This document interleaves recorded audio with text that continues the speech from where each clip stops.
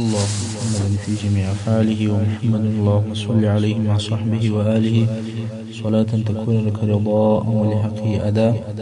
أما بعد، رسول صلى الله عليه وسلم د سیرت څلوېښتمه برخه. په تیره برخه کې مو د ابو جهل د وژلو بیان کوي. ابن اسحاق د معاذ ابن عمرو ابن جموح څخه روایت کوي چې معاذ رضی الله عنه وویل: د قوم څخه مې واورېدل چې هغه نفر ابو جهل دی، او ابو جهل داسې و لکه په ځنګل کې چې ونه د ډیرو ونو په مابین کې ولاړې وي او څوک نشي ورتېرېدلی. دلته معاذ رضی الله عنه د مشرکانو هغه تورې او نیزې چې پر ابو جهل د ده د ساتنې لپاره راګرځېدلې وي د ځنګله د ډیرو ونو سره مشابه کړي، او مشرکانو به ویل ابو الحکم ته څوک نشي ورنږدې کېدلی. ما چې دغه جمله واورېدله، ما د ځان دپاره دا وظیفه وګرځوله چې زه به دی وژنم، نو د ده طرف ته ورنږدې کېدم تر څو چې موقع برابره سوه او حمله مې پر وکړه. په توره مې ووهئ چې په دغه وهلو سره یې پښه د پنډۍ پر نیمایي باندې په هوا سوه، او وایي چې د ده زوی عکرمه زه پر اوږه په توره ووهلم، لاس مې په اوږه کې پرې سو، مګر پوست یې پاته و. د دغه پوست په واسطه مې لاس په اوږه ځړېدی. څنګه چې په جنګ باندې داسې مشغوله وم چې لاس یې راڅخه هېر کړی و، نو تر ډېره وخته مې په دغه پرې سوي لاس باندې جنګ کوی، او پرې سوی لاس به مې په دا بل لاس باندې شاته واړوی. کله چې دغه پرې سوی لاس ډیر تکلیف راکړی او د جنګ سې مشغولولم، نو مې پښه پر کښېښوله او ځان مې لوړ طرف ته کش کړی تر څو چې لاس مې د اوږې څخه پرې شو او جلا شو. دغه معاذ ابن عمرو ابن جموح د حضرت عثمان رضی الله عنه د خلافت تر وخته پورې ژوندی پاته و. او معاذ وایي چې په دغه وخت کې ما ابو جهل چې کله ووی، معوذ ابن عفرا رضی الله عنه په داسې حال کې پر ابو جهل رالی چې هغه زخمي پروت و، او د تورې داسې وار یې پر وکړی چې د مرګ یې کوي. ابو جهل یې پر دغه حال چې یو څه ژوندی و او ساده یې لږ پکښې وه، او معوذ رضی الله عنه په دې حال کې نور جنګ وکوی څو چې په آخر کې شهید شو. د واقعي مسلمان همت او شجاعت دغسې وي، او په دغه اندازه سره د دوی دلاوري وي. کله چې ابو جهل ووژل شو، کفارو په تیښته شروع وکول او هر طرف ته ځغلي، ځکه مشر او قومندان یې ووژل شو. کفار تښتي او مسلمانان د شا د خوا په پسې دي او حملې پر کوي. په دغه وخت کې کفار هم وژل کېږي او هم بندیان کېږي، او ځینې یې ځغلي. په دغه جنګ کې 80 نفره کفار ووژل شول او 80 نفره بندیان ونیول شول. کله چې جنګ خلاص شو، هغه چې وژل کېدل ووژل شول او هغه چې بندیانېدل هغه بندیان شول. نو رسول صلی الله علیه وسلم وفرمایل: څوک به وګوري چې د ابو جهل خبر راته راوړي. خلک ولاړ شول او په ابو جهل پسې په میدان جنګ کې ګرځي، د مړو او د زخمیانو په مابین کې ګرځي چې چیرې به ابو جهل پیدا کړي. چې عبدالله بن مسعود رضی الله عنه پر پیر شو او د ابو جهل د ژوند آخري لحظې وې. عبدالله بن مسعود رضی الله عنه خپله پښه د ده پر غاړه کښېښول او تر ژیړ یې ونیوی، غواړي چې سر یې ورپرې کړي، او ورته وایي: یا عدو الله، الله جل جلاله ذلیله کړي. ابو جهل وویل: په چی شي ذلیله کړم؟ آیا په دې غمجن سم چې تاسې یو سړی وژلی دی، او تاسې خو هم بېله یوه سړي بل څوک نه دی وژلی؟ دا خو مو دونه کار نه دی کړی، یعنې دا دونه کار نه دی چې تاسې په لوړ سئ یا زه په ذلیله سم. یوه سړي حمله را باندې وکوله او ویې وژل. دا نو ستاسې څه کمال دی او زما کم ضلالت. او بیا ابو جهل پوښتنه وکوله چې په جنګ کې کامیابي او غلبه د چا ده؟ عبدالله بن مسعود رضی الله عنه ورته وویل: مایل چې کامیابي د الله او د رسول الله صلی الله علیه وسلم ده. ابو جهل وویل: دا قدرت او غلبه نه ده، دوی په دې سره نه لوړېږي چې د خپل قوم څخه یو څو کسان ووژني. تاسې د دې فرعون کبر او غرور او لویي ته وګورئ. ول دا قدرت نه دی چې دوی د خپل قوم څخه یو څوک ووژني. دا زما شرف دی چې دشمنانو نه یم وژل، بلکې خپل قوم ووژم. دغه مغرور او متکبر انسان د مرګ په حال کې د ځکندن د سګلیو په حال کې دی، خو بیا هم د شرف دعوی کوي. عبدالله بن مسعود رضی الله عنه د ده پر ځیګر ور وختئ غواړي چې سر یې ورپرېږدي. دلته نو ابو جهل ښه ولیدی او ویې پېژندی، ویل ته هغه زموږ شپانه یې چې زموږ پسونه به دې پیول. د ژوند په آخري لحظو کې هم نه غواړي چې د هغه خپل خره څخه کښته شي او هغه خپل کبر پرېږدي. عبدالله بن مسعود رضی الله عنه چې په یو وخت کې د مکې مکرمې د خلکو پسونه به پیول، وی ویل ول هو زه هغه یم. ابو جهل وویل والله ډېرې سختې لوړې ته وختې، ای شپانګیه، یعنې داسې سخت او لوړ ځای ته وختې چې څوک نه سوای ورختلی، چې مقصد یې خپل ځان او خپل جګر و. او بیا ابو جهل وویل چې سر مې پرې کوي نو غاړه مې ښه اوږده پرې کړه چې سر مې لوی ښکاره شي. تاسې دې ملعون ته وګورئ، پس له مرګه هم فخر او عزت، لویي او عظمت غواړي. نور نو عبدالله بن مسعود صبر نه ورته وکړي او سر یې ورپرې کړ. عبدالله بن مسعود رضی الله عنه چې د حذیل د قبیلې و، ډېر کوچنی سړی و، ضعیفه او ډنګر سړی و او په پخوا کې د قریشو شپانه هم و. ابو جهل چې واورېدل چې عبدالله بن مسعود مسلمان شوی دی، ډېر په قهر شو او بیا عبدالله د مکې مکرمې پر یو لار باندې ولیدی، نو یې تر غوږ ونیوی او د جیبه څخه یو میخ راوایستی. د عبدالله بن مسعود رضی الله عنه غوږ یې پر یو دیواله باندې ورمیخ کړ. نو عبدالله بن مسعود رضی الله عنه د دیواله سره ولاړ دی او غوږ یې میخ دی. دونه وینې ځینې وبهېدلې چې تر مځکه پرې ورسېدې، څو چې بیا ابوبکر صدیق رضی الله عنه خلاص کړ. اوس دغه عبدالله ابن مسعود د ابو جهل سر ورپرې کوي او غواړي چې رسول صلی الله علیه وسلم ته وروي او ورته ووایي چې دغه دی عدو الله مې وژلی دی. خو د ابو جهل سر لکه د غوایي دونه غټ سر دی او ابن مسعود رضی الله عنه بیا کوچنی سړی دی، دغه لوی سر نشي وړلی. نو یې د تورې په څوکه باندې د ابو جهل غوږ ورسری کوي او تناوې کې واچوي او کشوي. عبدالله بن مسعود رهیدی، سر په پسې دی، څو رسول صلی الله علیه وسلم ته ورسېدی او سر یې د رسول صلی الله علیه وسلم مخ ته کښېښود. رسول صلی الله علیه وسلم تعجب شو، ول څه کیسه ده او دا څوک دی؟ عبدالله بن مسعود رضی الله عنه ورته وویل یا رسول الله، دا د الله د دشمن ابو جهل سر دی. رسول صلی الله علیه وسلم درې وارې وویل الله الذي لا اله الا هو، او بیا وویل الله اکبر، الحمد لله الذي صدق وعده ونصر عبده وهزم الاحزاب وحده. او وی فرمایل دا د دې امت فرعون دی. او عبدالله ته وویل یا ابن مسعود، الاذن بالاذن، یعنی ستا غوږ په مکه کې در سره کړی او تا د ده غوږ دلته ورسره کړی. او رأس زیاده، او سر یې بلابود دی او سر یې ګټه. د بدر په جنگ کې د صادق ایمان یو څو نمونې به درته بیان شي. د بدر د جنگ په جریان کې نور ډېرې واقعې هم پیښ شوې چې د مسلمانانو پر صادق ایمان، پر ثابت عقیده په جنگ کې شجاعت او د دوی پر همت او پر مړانه باندې دلالت کوي. په دې جنگ کې پلرونه د زامنو سره مخامخ شول، ورونه د ورونو سره مخامخ شول. څنګه چې د دوی په عقیده کې سره اختلاف نو د دوی په منځ کې فیصله په توره سره وشوه. مظلوم د ظالم سره مخامخ شو او خپل د مظلومیت حق یې واخیست. موږ په د مخنیو بیاناتو کې د صادق ایمان او د مسلمانانو د شجاعت له جملې څخه دوی پیښ شوي واقعې درته بیان کړې چې یوه یې د عمیر ابن حمام هغه واقعه وه چې خورماوې یې وغورځولې او جنګ ته داخل شو او بیا شهید ووژل شو. او بله یې د عوف ابن حارث هغه واقعه وه چې زغره یې وکښل او جنګ ته داخل شو او بیا شهید شو. خو اوس یو څو نورې داسې پیښې چې د مسلمانانو پر صادق ایمان او پر پوره شجاعت او مړانه او پر همت باندې دلالت کوي. دا د مثال او د نمونې په قسم باندې درته بیانوو. اول، د کفارو په لښکر کې یو سړی و چې د اوسپنې د زنجیرانو کالي یې اغوستي ول، د سره تر پښو پورې ټول بدن یې د اوسپنې په زنجیرانو باندې پټ کړی و. د دو سترګو څخه یې ماسې وه، نور په ټول بدن کې یو ځای نه معلومېدی، خالي د دوې سترګې معلومېدلې.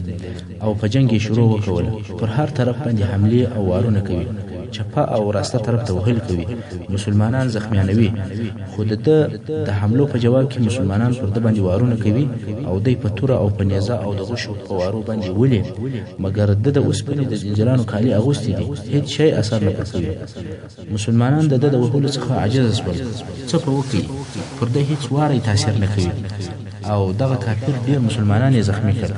نو د مسلمانانو څخه یو نفر رسول صلی الله علیه وسلم ته ورغلی او ورته ویل یا رسول الله دا سړی چې ځان یې ټول په زغره باندې پټ کړی دی ډیر په عذاب خوږی کو.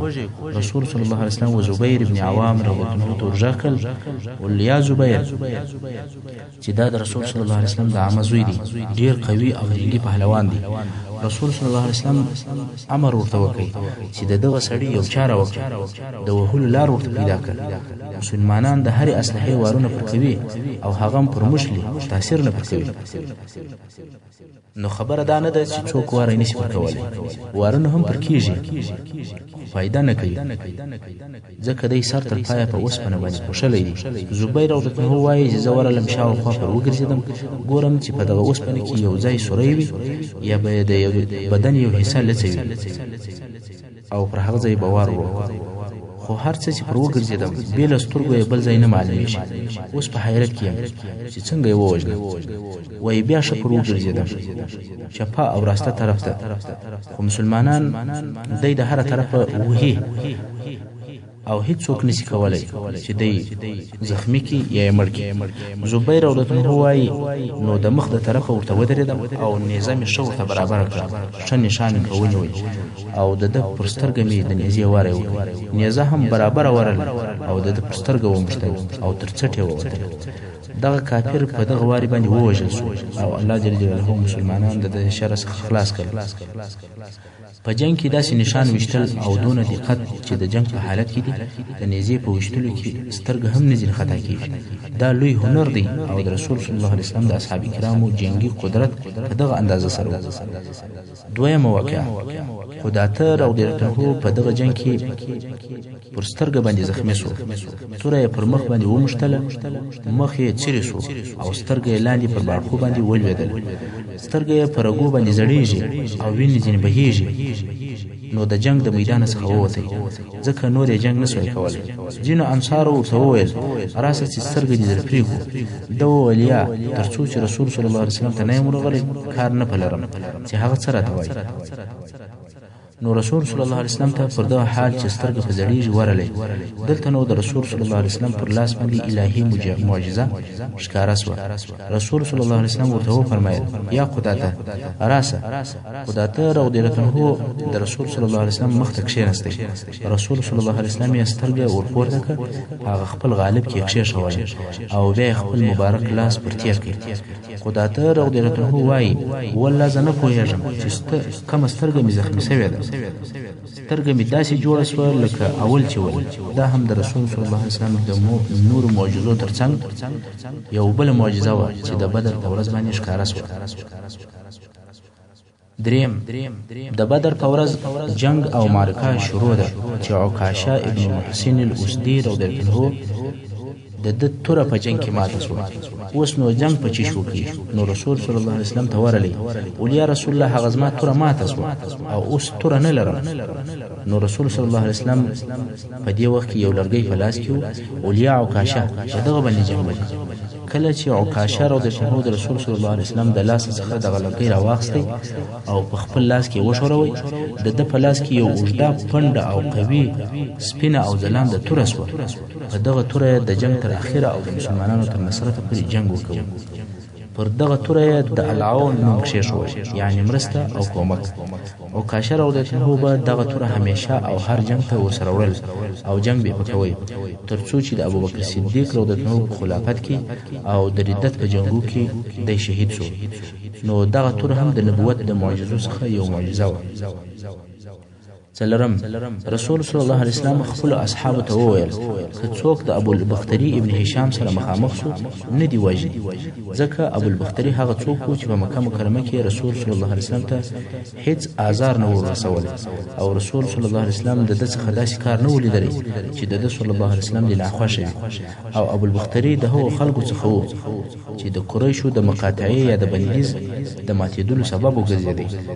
ستاسې به هغه قصه په یاد وي چې قریشو د مسلمانانو سره خرڅول او رانیول منع کړل او یا په اوسنۍ اصطلاح باندې بندیز یې پر ولګول.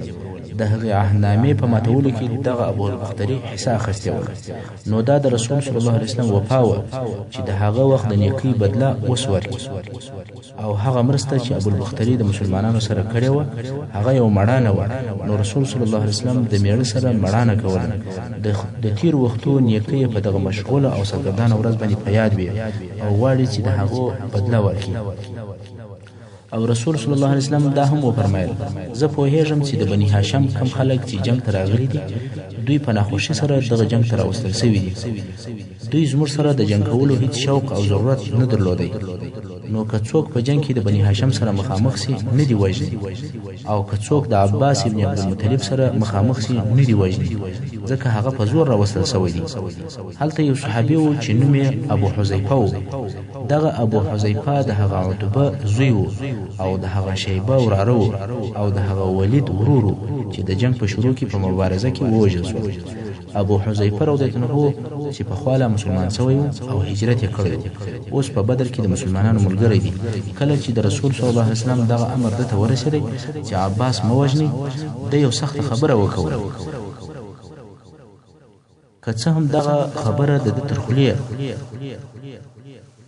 د رسول صلی الله علیه وسلم مخ ته نه ده وتلې، خو څنګه چې د رسول صلی الله علیه وسلم اوامر د څو نفرو په واسطه باندې شاوخوا و ټولو مسلمانانو ته رسول کېدل، نو کله چې ابو حذیفه ته دا امر ورسېدی چې عباس مه وژني، ابو حذیفه ول عجبه نه ده، عتبه وژل کېږي، موږ خپل پلرونه، خپل ورونه، خپل اکاګان، خپل قوم وژنو او عباس به پرېږدو؟ په والله که د عباس سره مخامخ شوم پر مخ مې په توره ووهم. خو دا خبره رسول صلی الله علیه وسلم ته ورسېدله چې ابو حذیفه دغسې وویل. د رسول صلی الله علیه وسلم سره حضرت عمر فاروق رضی الله عنه ولاړ، هغه ته مخ ور واړوی، ول یا ابا حبس، آیا د رسول صلی الله علیه وسلم د اکا مخ په توره وهل کېږي؟ عمر رضی الله عنه توره پورته کړه، ول یا رسول الله اجازه راکړه چې د ابو حذیفه غاړه په دغه توره ور پرېږدم. په والله ابو حذیفه منافق سوی دی. رسول صلی الله علیه وسلم وفرمایل یا پرېږده یا عمر. په وروسته کې ابو حذیفه و رسول صلی الله علیه وسلم ته عذر وکړ او ویې ویل یا رسول الله والله نه پوهېږم چې دغه خبره زما تر خولې څنګه ووتله، دغه خبره مې بې قصده او بې ارادې تر خوله ووتله. ابو حذیفه وایي زه د دغه خپلې خبرې څخه په دغه ورځ او بیا په وروسته کې داسې بیرېدم چې زما تر خوله هم داسې په ناپامي او په ناڅاپي حالت کې وتلې وه چې الله جل جلاله به د دې خبرې معافي راته وکړي که نه. مګر امید او فکر مې دا دی چې الله جل جلاله زما دغه خبره او دغه د مخالفت خبره چې مې تر خوله وتلې ده چې دا الله جل جلاله په شهادت باندې راپټه کړي. نو ابو حذیفه بیا په آخر کې د یمامې په ورځ د مسیلمة الکذاب په جنگ کې شهید شو. یمامه په نجد د یو ځای نوم دی. د ابوبکر صدیق رضی الله عنه د خلافت په وخت کې او د ردت په جنګو کې چې مسلمانانو د یمامې هغه د مسیلمة الکذاب د لښکرو سره جنګ کوي چې هغه په درواغو د نبوت دعوه کړې وه، نو ابو حذیفه هلته بیا په هغو جنګو کې شهید شو. خو تاسې د صحابه کرامو بیرې ته وګورئ، ابو حذیفه د پلارو د ورورو د اکا مرګونه لږ وخت د مخه په خپلو سترګو ولیدل، نو معلومه خبره ده چې د هغو په وژل کېدلو باندې دی ډېر خوابدی و او د رسول صلی الله علیه وسلم د امر څخه یو مخالفه خبره بې قصده تر خوله ووتله. خو د هغې خبرې د جبران دپاره یې شهادت غوښتی او ویل چې دغه ګناه بې له شهادته بل شی نسي راپټولی او نه یې راپاکولی سي. اخر یې هم شهادت په نصیب سو. اوس ابوالبختري ته راسي، هلته جنگ شروع دی. ابوالبختري د خپل یو ملګري په ملګرتیا باندې جنگ کوي چې د انصارو یو ډله پر راله. په دې ډله کې یو نفر و چې نوم یې مجزر و. مجزر ورغږ کړ ول یا ابوالبختري لرې سه، ځکه رسول صلی الله علیه وسلم موږ ستا د وژلو څخه منع کړي یو. ابوالبختري وویل او دا زما ملګری به هم خلاص وي؟ مجزر ورته وویل یا والله موږ ستا ملګری نه پرېږدو، ستا د ملګري د وژلو څخه نه یو منع سوي، فقط ستا د وژلو څخه منع سوي. ابوالبختري وویل په والله زه او زما ملګری به دواړه یو ځای وژل کېږي. مجزر وویل چې زه ستا سره کار نه لرم مګر ستا د ملګري سره حساب لرم. مجزر د ابوالبختري پر ملګري باندې حمله وکړه مګر ابوالبختري د مجزر سره جنگ شروع کړ. مجزر د خپل ځان څخه ابوالبختري پورې وهي او غواړي چې ملګری یې ووژني مګر ابوالبختري غواړي چې مجزر ووژني. بیا هم په مجزر پورې مشته دی او کوشش کوي چې واره پر وکړي. مجزر رضی الله عنه د خپل ځان د دفاع په سبب مجبور شو چې ابوالبختري ووهي او مړ کړي. نو ورسته بیا مجزر رضی الله عنه رسول صلی الله علیه وسلم ته ورغلی او عذر ورته وویل ول یا رسول الله والله ما نه وژنئ مګر قریبه و چې ما ووژني. د نه پرېښوله کله چې پوه شوم چې نه مې پرېږدي او وژني مې نو مې ووهئ او مړ مې کړئ. رسول صلی الله علیه وسلم په دغه عذر باندې ځین راضي شو. دا هم د رسول صلی الله علیه وسلم د امر پر اطاعت باندې د صحابه کرامو د حرص یو نمونه وه. پنځم د بدر د جنگ د عجیبو پیښو څخه یوه هم هغه واقعه ده چې عبدالرحمن ابن عوف او امیه ابن خلف په مابینځ کې پیښه شوه. عبدالرحمن ابن عوف او امیه ابن خلف د جاهلیت په وختو کې په مکه مکرمه کې دوه خواږه ملګري او اشنایان ول. د بدر په ورځ پس له جنګه امیه ابن خلف او زوی چې علي نومېدی د جنگ په میدان کې ولاړ دي. اوس خو کفار د جنگ د میدان څخه تللي او تښتېدلي دي او میدان خالی دی مګر امیه ابن خلف او زوی ولاړ دي. دا هم په دې سبب چې امیه چاغ او پند سړی و ځغستلی نسي حتی سپرېدلی لا هم نسي چې سپور شي او ولاړ شي. امیه پوه شو که وتښتېږم وژل کېږم نو یې د تسلیمېدلو نیت او اراده وکول. نو یې د ځان سره وویل چې باید داسې چاته تسلیم سم چې هغه مې وساتلی شي.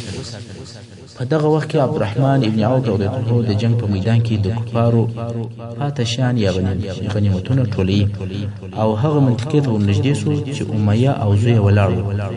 عبدالرحمن رضی الله عنه څو زغرې د جنگ د میدان څخه ټولې کړي دي او غواړي چې دغه زغرې یوسي او د لښکر تر شا یې کښېږدي او بیا راسي نور غنیمتونه ټول کړي ځکه د کفارو لښکر وتښتېدی او خپل ورسره سامانونه یې ټول په میدان باندې غورځولي دي. په دغه وخت کې چې د عبدالرحمن سره زغري ورسره دي پر امیه ابن خلف باندې ورغلی. امیه ورنارې کې ولیا عبدود ځکه د جاهلیت په وختو کې د عبدالرحمن نوم عبدود و. عبدالرحمن جواب نه کوي ځکه د مخه تر هجرت چې دوی په مکه مکرمه کې ول که به چا د عبدود په نامه باندې ورنارې کړ نو د جواب نه ورکوي ځکه ورته ویل به چې زه عبدالرحمن یم. کفارو به بیا ویل چې موږ رحمان نه پیژنو نو موږ عبدالرحمن نه درته وایو بلکې عبدود درته وایو. ده به بیا ورته ویل چې که تاسې عبدود راته ووایاست زه جواب نه درکوم. خو بیا اتفاق پر دې باندې وسو چې عبدالاله به درته وایو. اوس نو امیه ورنارې کړل ولیا عبدود خو عبدالرحمن د هغه پخواني عادت سره سم جواب نه کوي. امیه چې تر اوسه خپل اسلحه ورسره ده زغره یې اغوستې ده بیا یې ورنارې کړل ولیا عبدالاله. عبدالرحمن رضی الله عنه وایي ما ورته وویل چې څه وایه. امیه وویل تر دغه زغرو ښه شی نه غواړې؟ زه تر دغه زغرو چې ستا سره درسره دي ښه او بهتر یم. پر ما داسې ورځ نه ده راغلې لکه نن. آیا تاسې وشیدو ته ضرورت نه لرئ؟ یعنې که ما بندي ونیسې زه به په خپله فدیه کې داسې اوښانې درکړم چې ډېرې شیدې به کوي. عبدالرحمن رضی الله عنه وایي چې ما فکر وکړئ چې رښتیا هم دوی تر دغه زغرو ښه دي. دوی ولې تر زغرو ښه دي؟ ځکه د پخوانیو جنګو قانون داسې و هر چا چې به هر څوک اسیر ونیوی او د هغه اسیر د خلاصېدلو دپاره چې به بیا هر شی په فدیه کې رالی هغه شی به د هغه اسیر د خاوند و. نو عبدالرحمن رضی الله عنه وایي زغرې مې وغورځولې او دوی مې تر لاسو ونیول رهي مې کړل. عبدالرحمن رضی الله عنه وایي زه د امیه او د ده د زوی په مابین کې رهي وم چې امیه پوښتنه راڅخه وکول ول په تاسې کې هغه سړی څوک و چې د نعامې بڼکې یې پر جګر ایښې وې. نعامه یو لوی مرغه دی او حمزه رضی الله عنه په جنگ کې د دغه مرغه بڼکې پر جګر باندې ایښولې چې په هغه سره به معلوم او نشاني و. نو امیه وایي چې په تاسې کې هغه سړی څوک و چې د نعامې بڼکې پر جګر باندې ایښې وې. ما ورته وویل چې هغه حمزه ابن عبدالمطلب و. امیه وویل دغه سړي په موږ باندې دغه کارونه وکړل. عبدالرحمن رضی الله عنه وایي دوی مې تر لاس نیولي دي او دوی په خپله خوښه بې له مخالفته زما سره رهي دي چې بلال رضی الله عنه په مخه رالی او امیه ابن خلف هغه څوک دی چې په خوا کې د بلال رضی الله عنه مالک او بلال رضی الله عنه یې مریی او دغه امیه چې بلال ته به سخت عذابونه ورکول. اوس چې بلال امیه ولیدی چې اسیر نیول سوی دی نارې کې امیه ابن خلف د کفارو مشر یا به زه یم یا به دی. عبدالرحمن ورته وایي یا بلال دا زما اسیر دی. بلال وایي ستا اسیر دی که نه دی والله ژوندی نه پرېږدم. عبدالرحمن رضی الله عنه ورته وایي دغه خبرې پرېږده دا زما اسیر دی. بلال ولیدل چې عبدالرحمن یې نه راپرېږدي نو یې په لوړ اواز باندې نارې کړې یا انصار الله دغه د کفارو رئیس او هغه امیه ابن خلف دی چې په مکه مکرمه کې ما ته سخت عذابونه او ازارونه راکول. د انصارو ډله پر راټوله شوه. عبدالرحمن خپل بندیان رهي کړي دي او انصار د شا د خوا په پسې دي تر شا یې په نیزو وهي. عبدالرحمن رضی الله عنه پوه شو چې بندیان نه راپرېږدي وژني یې نو یې بندیانو ته وویل درځغلی چې رسول صلی الله علیه وسلم ته ځان ورسوي چې خلاص مو کړي مګر امیه چاغ سړی دی نشي ځغستلی او عبدالرحمن رضی الله عنه یې کشوي خو هېڅ نشي کولی ځکه انصار په پسې دي او وهي هم. عبدالرحمن رضی الله عنه ودرېدی انصارو ته یې مخ ور واړوئ ول مه کوئ دا زما اسیر دی کار مه پلرئ. مګر بلال رضی الله عنه بیا وایي دا هغه سړی دی چې زما سره یې داسې او داسې کول او هغه خپل عذابونه بیانوي غواړي چې اوس انصار ښه ورته په قهر کړي.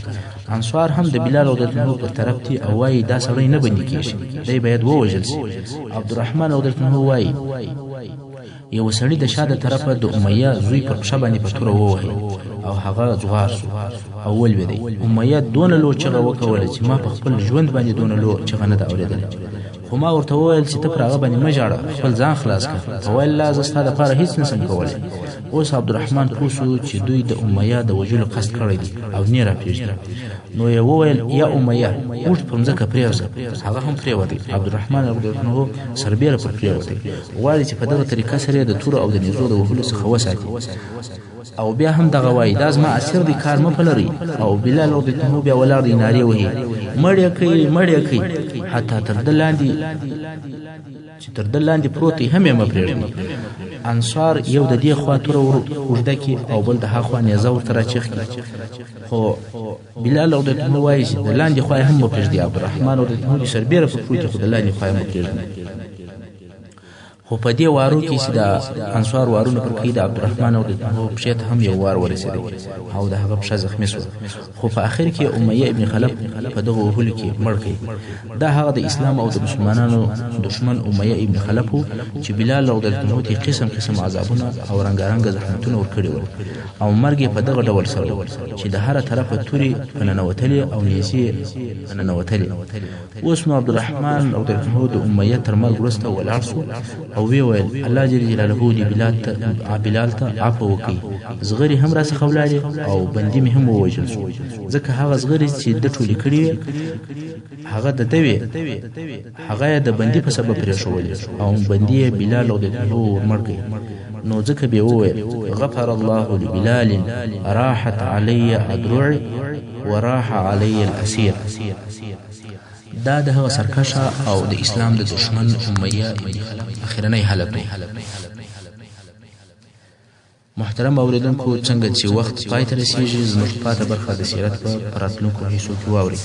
وصلی الله تعالی علی خیر خلقه محمد و آله و اصحابه و اهل بیته اجمعین.